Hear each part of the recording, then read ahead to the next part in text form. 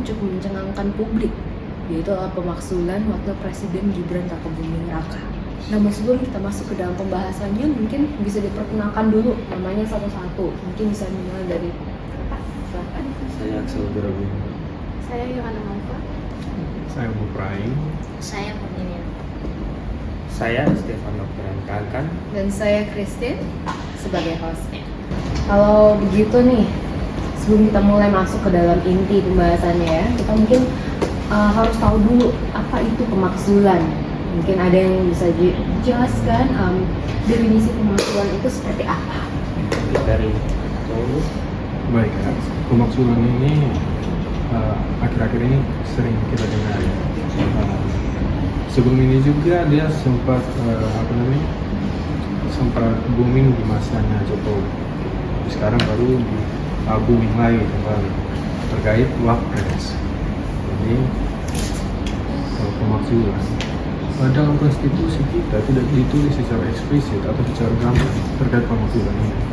Tapi dalam pasal 7A Undang-Undang Dasar 1945 yang terakhir itu dituliskan bahwa presiden dan atau wakil presiden dapat diberhentikan oleh MPR melalui usul DPR. Jadi pemakzulan di sini memiliki arti dengan dalam pasal itu yang sama dengan kata diberhentikan. Dalam KBBI sendiri dituliskan bahwa pemakzulan itu adalah meletakkan jabatan atau turun dari tahta. Ya, kalau menurut Prof. Jimli Asif, mantan ketua MK, dia mengatakan bahwa pemakzulan itu adalah bahasa serapan dari bahasa Arab yang berarti diturunkan dari jabatan. Kalau bahasa Inggrisnya dalam konstitusi negara-negara barat itu ditulisnya dengan impeachment. Ya. Oke, itu merupakan definisinya. Apakah di Indonesia sendiri, apakah pernah terjadi pemakzulan tersebut? Sebenarnya kalau di Indonesia sendiri itu pernah terjadi pemakzulan ini. Salah satu contohnya itu kita bisa ambil dari mantan presiden kita, Gus Dur. Dia pernah dimaksudkan dengan penyertaan kontrafeksinya itu untuk membubarkan DPR dan juga dengan dugaan penyalahgunaan dana bulog. Baik. Itu untuk itu terjadinya kira-kira pada tahun berapa ya itu ya?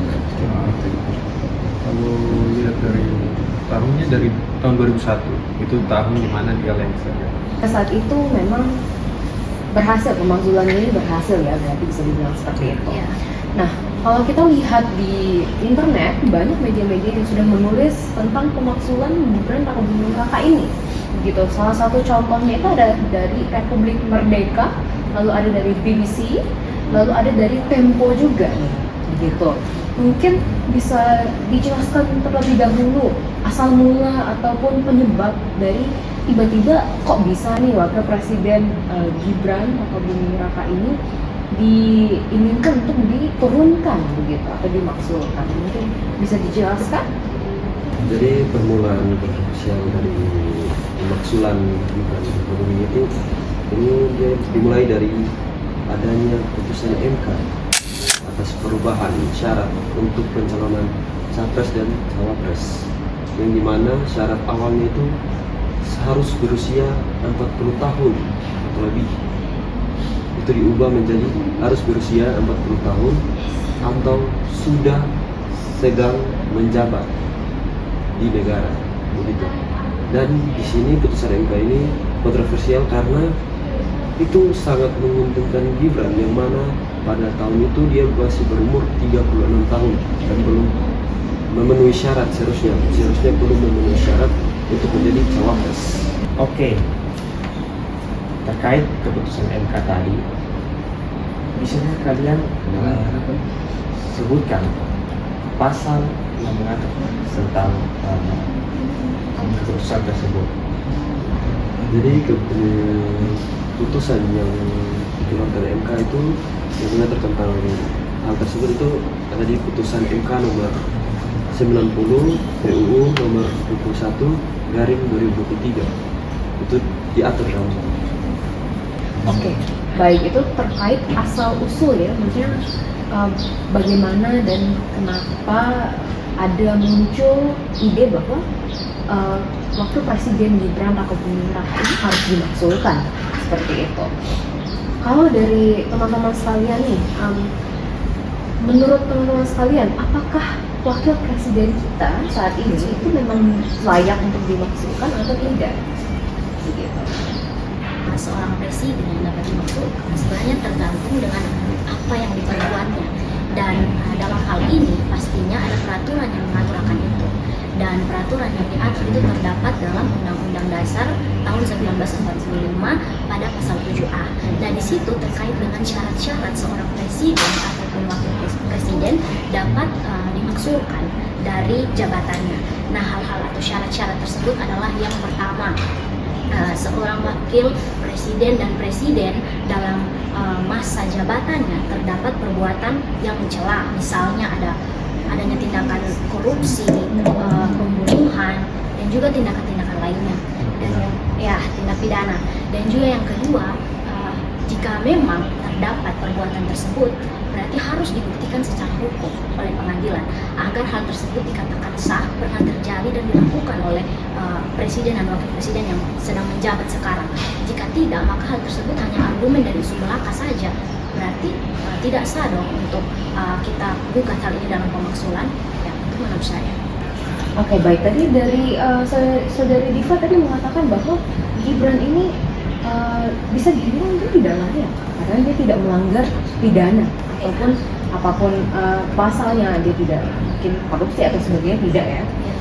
Namun tadi saudara Axel tadi bilang bahwa ada putusan dari MK, ya, ada pasal yang menentukan bahwa untuk menjadi capres atau cawapres itu dia ada syarat-syaratnya.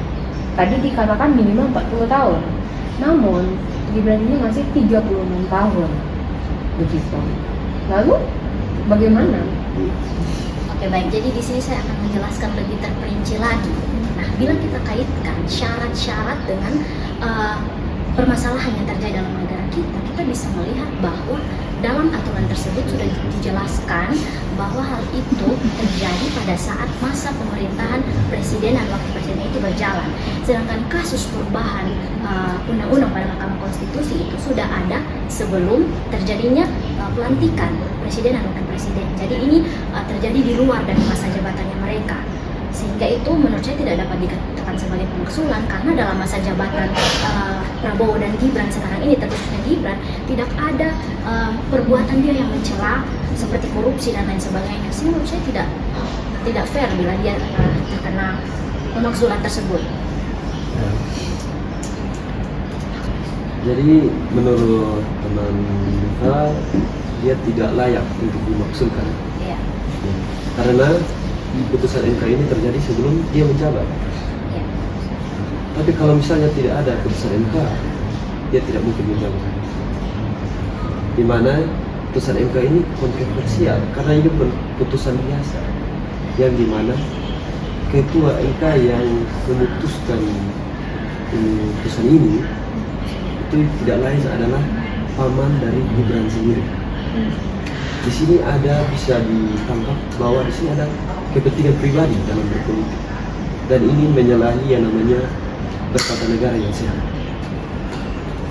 Ya, memang kalau kita lihat isu ini dari pra pemilu dan pasca pemilu, hal-hal ini yang terus diangkat terkait dugaan penyalahgunaan kekuasaan dari Jokowi pada masa itu, intervensi pada MK karena di dalam MK ada paman dari Gibran. Karena kalau kita lihat ini istilahnya impasi, artinya MK itu kan bertugas, fungsi dari MK adalah menguji undang-undang terhadap undang-undang dasar. Dan kalau kita lihat pada undang-undang dasar pasal 6A itu terkait syarat presiden dan wakil presiden, itu memang tidak tertulis terkait usia, tetapi dalam undang-undang pemilu menuliskan syarat usia, sehingga dalam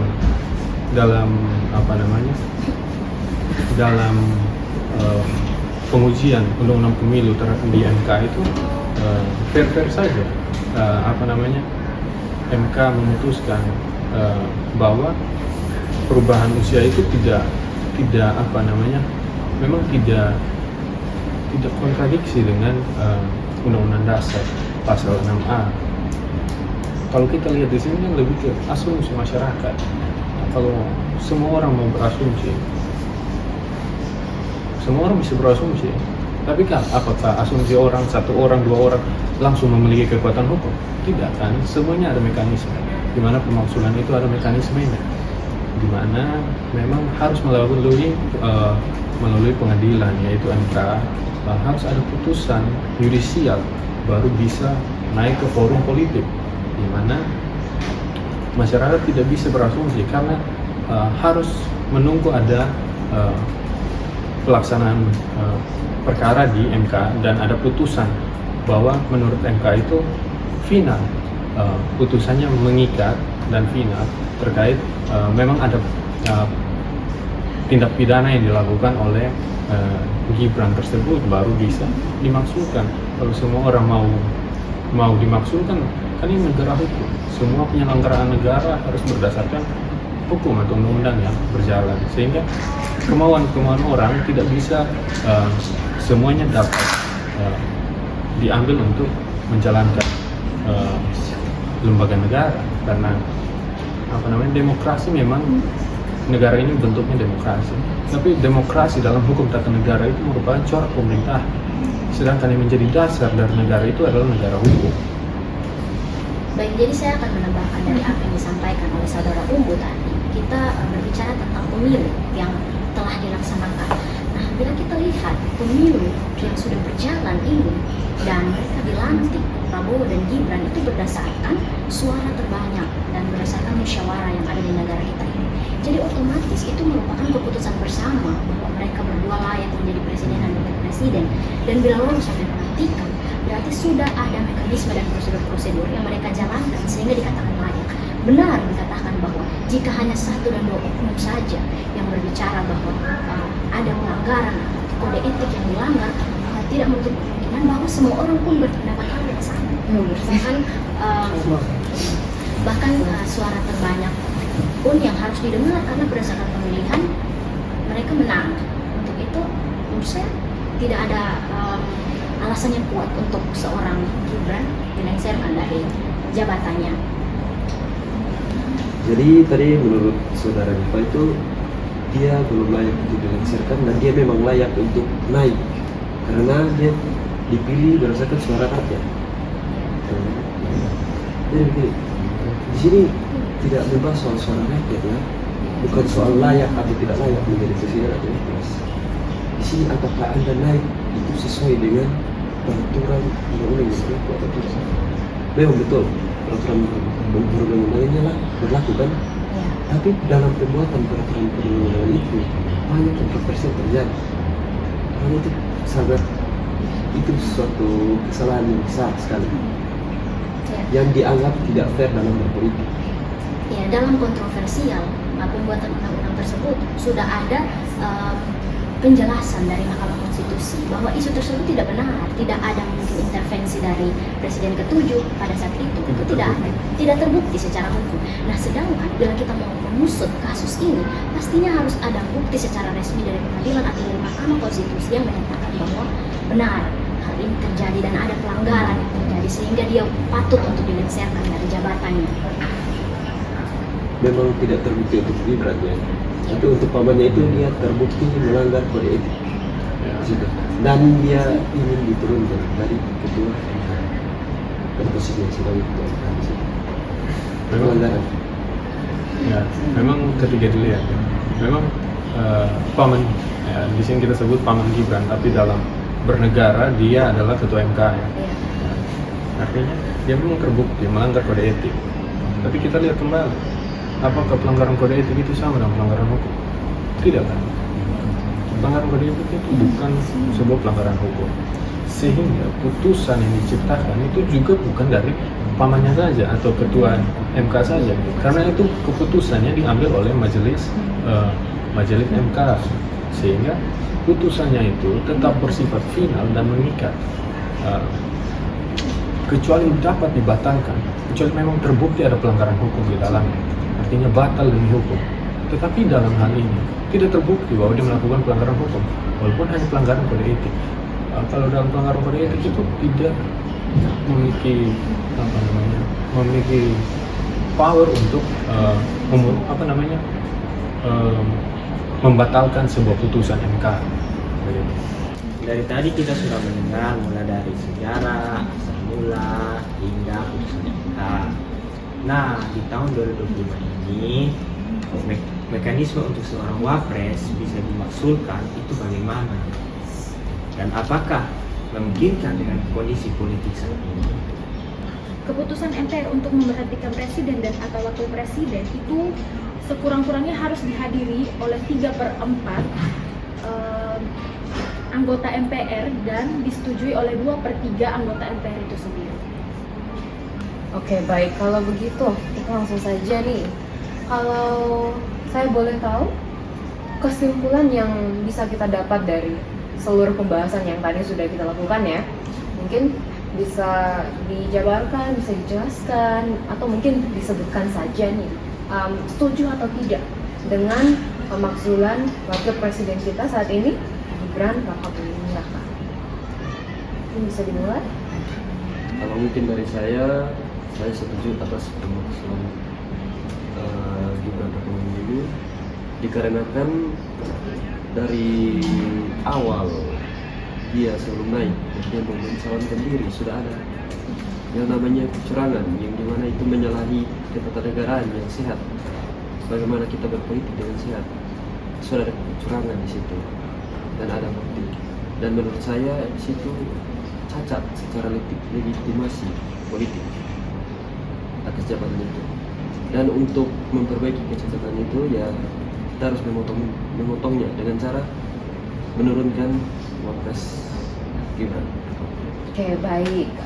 Kalau dari saudari Dita sendiri nih, apakah setuju atau tidak setuju dengan pemakzulan wakil presiden ini? Kalau dari saya sendiri, saya setuju dengan pendapat saudara Axel. Kalau dari saudara? Kalau dari saya, sebelumnya sepertinya tadi terkait pertanyaan apakah memungkinkan dalam kondisi politik di saat ini itu sepertinya belum dijawab ya.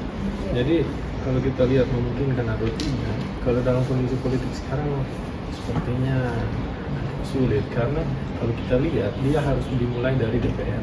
Sedangkan kalau kita lihat secara langsung saja di DPR itu dikuasai di atas 50% oleh koalisi Prabowo Gibran, sehingga untuk memulai menjadi pemantik dari pemakzulan itu masih kurang memungkinkan untuk terjadi. Terus apakah menurut saya setuju atau tidak? Ya, menurut saya sih kalau memang terbukti dia melakukan pelanggaran tindak pidana, contohnya dalam hal kepemilikan akun Google, ya saya setuju saja. Nah, kalau memang itu terbukti, sehingga terkait mekanisme, kalau untuk sekarang sih ya karena belum terbukti, belum memiliki kekuatan hukum di MK, saya sih melihat perkembangan saja. Apakah setuju atau tidak itu melihat dari perkembangan dari putusan-putusan pengadilan nanti. Baik, menurut saudari Diva bagaimana? Baik, terima kasih. Kalau dari saya secara pribadi, saya membenarkan juga apa yang dikatakan oleh saudara Axel, namun yang akan saya sampaikan ini berlanjut dari apa yang dikatakan oleh saudara Umbu. Saya tidak setuju dengan pemakzulan wapres sekarang ini, dan waktu sekarang ini ya saya tidak setujunya karena berdasarkan perspektif hukum tata negara yang sudah kita bahas tadi, terutama pada syarat-syarat dimaksulkannya presiden atau wakil presiden. Wapres kita yang sekarang ini belum memenuhi syarat karena tidak ada sebuah tindakan yang menyatakan bahwa tindakan tersebut melanggar hukum, sehingga menurut saya dalam masa kepemimpinannya ini tidak ada hal tersebut dan tidak dikaitkan dengan keputusan Mahkamah Konstitusi dan atau apapun itu di luar dari masa pemerintahan atau jabatan yang mereka duduki sekarang. Jadi menurut saya tidak tepat dan itu bukan jalan keluar yang pas untuk dinyatakan kepada wapres kita yang sekarang ini. Oke, baik. Terima kasih banyak teman-teman untuk waktu dan kesempatannya bisa berada di podcast pada hari ini. Untuk saat ini mungkin kita hanya bisa berdoa yang terbaik untuk negara kita, dan juga kita hanya bisa menunggu keputusan terakhir dan keputusan final mungkin dari negara ini ya. Bagaimananya kita hanya bisa menunggu. Untuk saat ini mungkin seperti itu saja. Terima kasih banyak sudah menonton.